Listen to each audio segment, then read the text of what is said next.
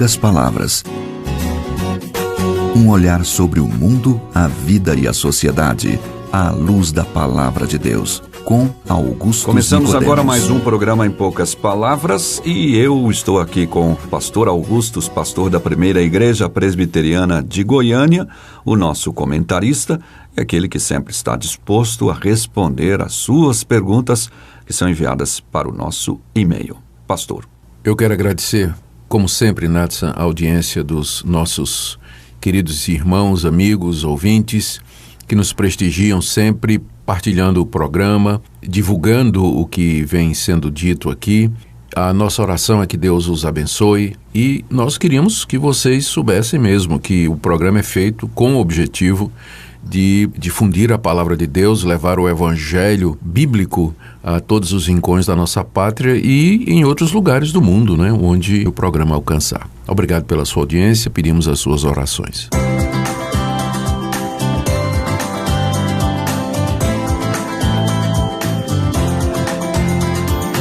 Será que sou filho de Deus? Essa é uma pergunta de um de nossos ouvintes através do nosso e-mail em poucaspalavras@terra.com.br.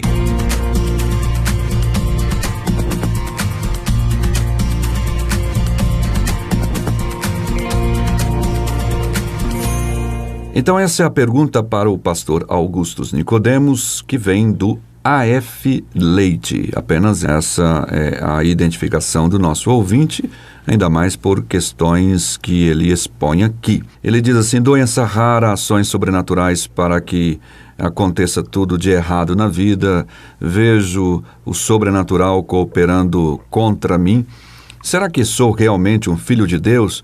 Depois de tanta coisa ruim acontecendo, comecei a duvidar de Deus, sua falta de cuidado, a duvidar se sou filho de Deus. Ele cita Romanos 8:28, onde está escrito que tudo coopera para o bem daqueles que amam a Deus. Mas por que tudo coopera para dar errado na minha vida? Por que essa doença que nenhum médico descobre? Por que colho coisas que não plantei na minha vida? Dediquei a minha vida ao Senhor e parece que Ele nunca olhou com olhar de amor e cuidado para mim.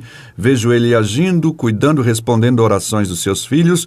Nunca tive uma oração respondida, diz ele. Pelo contrário, tudo que oro, peticionando a Deus, Ele piora a situação e potencializa as coisas ruins na minha vida. Então ele chega dizendo, eu cheguei ao ponto de não orar mais e perguntar, será que sou então filho de Deus? Puxa, é uma situação difícil essa daí, né? Do A.F. Leite. A.F. Leite, está aí nosso abraço para você e também a nossa oração para que Deus o mantenha firme no meio de toda essa tribulação e angústia que você vem passando.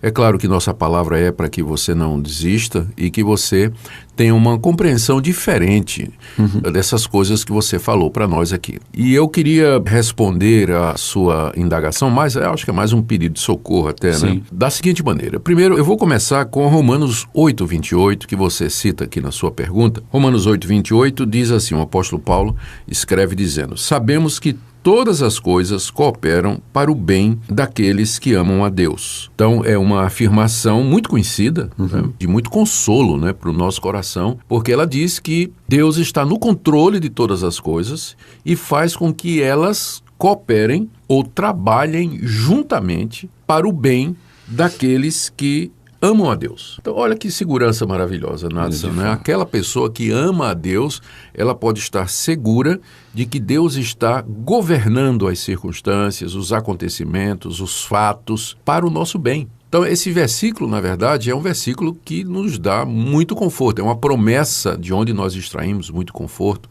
e muita tranquilidade. Mas há um problema aqui nessa palavra do apóstolo Paulo que precisa ser resolvido para que isso se torne realmente um consolo, Nathan. O que é que Paulo quis dizer com bem? Sim. Né? Sabemos que todas as coisas cooperam para o bem daqueles que amam a Deus. Me parece que o problema do A.F. Leite é que ele interpreta bem aqui como sendo bênção material.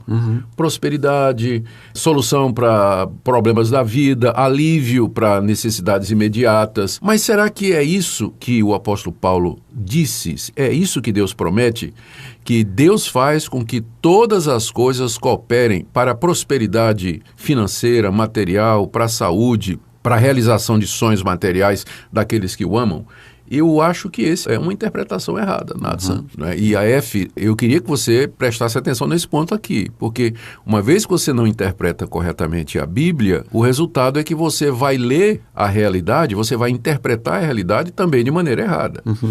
O bem a que Paulo se refere aqui está explicado logo em seguida. Deixe-me ler o restante da passagem. Vamos para o verso 28 mesmo e vamos seguir. Diz assim: sabemos que todas as coisas cooperam para o bem daqueles que amam a Deus, daqueles que são chamados segundo o seu propósito. Porquanto, aos que de antemão conheceu, também os predestinou para serem conformes à imagem de seu Filho, a fim de que ele seja o primogênito entre muitos irmãos. Está aqui o bem a que Paulo se refere. Bem amplo, né? É que nós sejamos semelhantes a Jesus Cristo, ou nas palavras dele aqui, para que nós sejamos conformes à imagem do seu Filho Jesus Cristo. Então, esse é o bem maior que Deus tem em mente quando ele faz com que todas as coisas ao nosso redor trabalhem conjuntamente para esse propósito. Então, se você entende o bem, né, mencionado no verso 28, como sendo isso, o bem que Deus tem para nós, que ele planejou e que ele determinou para nós, é que nós, aqui nessa vida, cresçamos mais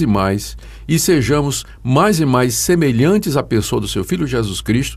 Então você vai ver que dentro da palavra bem, fracassos, desapontamentos, desilusões, provações, doenças, infelicidades fazem parte. Porque é através destas coisas que Deus faz com que nós cresçamos à semelhança do seu Filho Jesus Cristo. Esse é um ponto que é muito importante de ser compreendido, A.F. Leite. Para que Deus trabalhe em nós o caráter do seu Filho Jesus Cristo, ele se utiliza das provações, das dificuldades que nos acometem aqui nessa vida. As tribulações que vêm para nós, e você mencionou várias delas na sua mensagem, elas são usadas por Deus para nos ensinar paciência, perseverança e ter uma experiência do amor de Deus. É nessa sequência que Paulo fala em Romanos capítulo 5, né? Quando ele diz que nós nos alegramos, regozijamos, gloriamos nas próprias tribulações, sabendo que a tribulação ela vai produzir exatamente esse bem, né, em nós, que é crescermos à imagem e semelhança de Deus. A verdade é que o plano de Deus, a vontade de Deus para nós aqui nesse mundo, é que nós sejamos como seu Filho Jesus Cristo. O Senhor Jesus era plenamente obediente ao Pai. Ele viveu uma vida de provação. Ele era submisso ao Pai. Nunca saiu da sua boca queixa nenhuma, nem palavra errada saiu da sua boca. Ele amou os seus inimigos. Ele fez o bem em todo lugar. E Deus quer que nós sejamos como Ele. Só que nós somos pecadores e nós somos inclinados a todo mal. Mesmo que nós já sejamos regenerados e tenhamos o Espírito Santo conosco, ainda assim a inclinação para o pecado permanece. E como nós não aprendemos somente ouvindo bons sermões e lendo coisa boa, Deus então usa a escola da vida. Ele vai usar as contrariedades, o silêncio dele. Você reclama aí que Deus não responde suas orações. É claro que Deus já respondeu suas orações, se você de fato é filho de Deus. Só que ele não deu a resposta que você queria, não é? Talvez ele deu outras respostas. E o silêncio de Deus não significa que Deus não o ouviu. Significa que ele está esperando o momento certo para responder o seu questionamento, a sua súplica ou a sua prece. Então, aqui está o meu primeiro ponto, A.F. Romanos 8, 28 não está dizendo que Deus faz com que tudo coopere para a prosperidade dos que o amam, mas que cooperam para o bem maior que Deus deseja para nós, é que nós sejamos iguais ao Senhor Jesus Cristo. Uma segunda coisa aqui na sua pergunta, um segundo ponto da sua pergunta que eu quero tratar agora. Você fala, por que acontece tanta coisa ruim, né? Parece que ele diz, não é, Nathan, que quanto mais ele ora... Mais assombração parece. Em outras palavras. Em outras palavras, né? Não em poucas palavras, mas em outras palavras, né? Mas então, mais uma vez, você tem que se perguntar se não há um pouco de... Eu não quero minimizar o seu sofrimento, eu quero que você entenda isso. Eu não quero minimizar. Mas eu faço essa pergunta como seu irmão mais velho, como pastor. A.F., não será que você está deixando de ver as bênçãos que Deus tem derramado na sua vida? Porque eu não consigo acreditar que a sua vida é uma sequência de misérias e desastres e coisa ruim, uma atrás da outra. Se você olhar direitinho, se você contar as bênçãos, você verá no final que há muita coisa boa acontecendo na sua vida. Por exemplo, o fato de que você pode mandar um e-mail para tirar suas dúvidas e livremente ouvir a resposta. Se você morasse num país de domínio islâmico, ou um país como a Coreia do Norte, onde o ateísmo é a filosofia do Estado, onde as religiões são proibidas e não há expressão de religião, você não teria condição nenhuma de consultar alguém. Só o fato de você poder gritar, pedir socorro, em si já é um grande privilégio que Deus lhe deu, e a mim, e a nós, a Natsan, todos os nossos ouvintes, de viver na sociedade ocidental, na cultura ocidental, onde há liberdade de expressão, de religião, onde você pode pedir ajuda, pode pedir socorro. Isso é apenas uma coisa que me ocorre, mas com certeza, se você mandou essa pergunta, eu não sei se você mandou, de que forma você mandou, mas ou foi por um laptop, ou foi por um celular, ou de alguma forma você teve acesso à tecnologia. E isso já é um outro grande privilégio, né? Eu estou falando por alto, assim, eu não lhe conheço, não quero minimizar seu sofrimento, mas eu tenho certeza que se você olhar ao seu redor, você vai ver grandes privilégios, oportunidades e bênçãos que Deus lhe deu. Então não deixe que essas coisas ruins que lhe aconteceram, elas toldem a sua visão e impeçam de você ver a misericórdia que Deus tem tido na sua vida, com certeza, não é? Você disse que nunca teve uma oração respondida. Desculpa, eu não consigo acreditar nisso. Talvez você não teve respostas como você queria, mas um não de Deus é resposta. E às vezes o silêncio dele, a demora dele é resposta também, para que você persevere, para que você fique firme e assim por diante. E você termina perguntando, será que você é filho de Deus?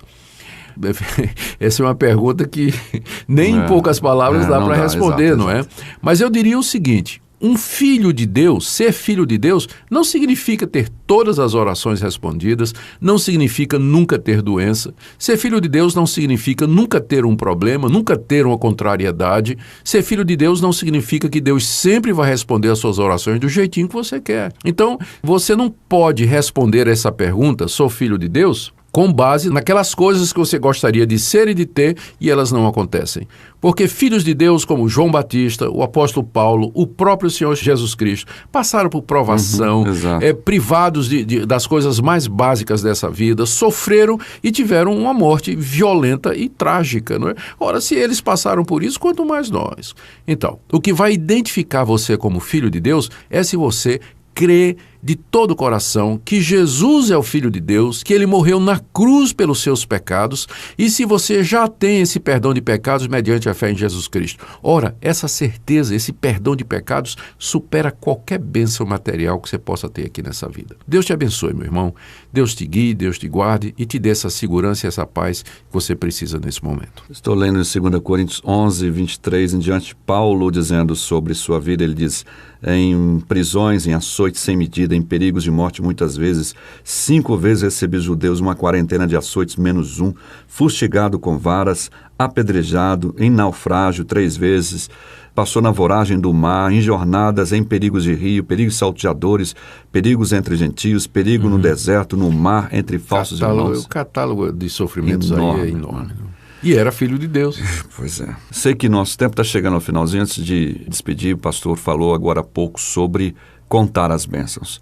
Faça um caderninho. Eu estou dizendo isso para você, uma coisa que eu costumo fazer há muito tempo, há muitos anos. Anoto diariamente uma bênção de Deus na minha vida, 3 coisas boas que aconteceram, e necessariamente não são coisas de financeiras ou de prosperidade. Muitas vezes são coisas ruins, uma atitude ruim minha, e onde está a bênção nisso? Pelo menos naquilo que Deus me mostrou que eu estava errado, né, naquilo. Então é uma coisa boa para se fazer, senão a gente se perde com muitas angústias. Bom conselho. Que Deus abençoe vocês e também o AF e todos os demais que passam por situações semelhantes. Até o próximo programa, se Deus quiser.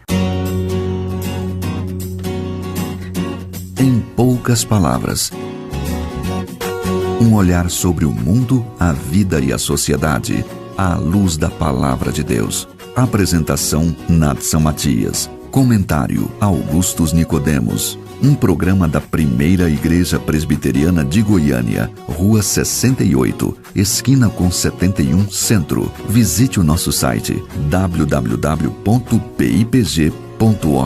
Apoio, Seminário Presbiteriano Brasil Central, Goiânia.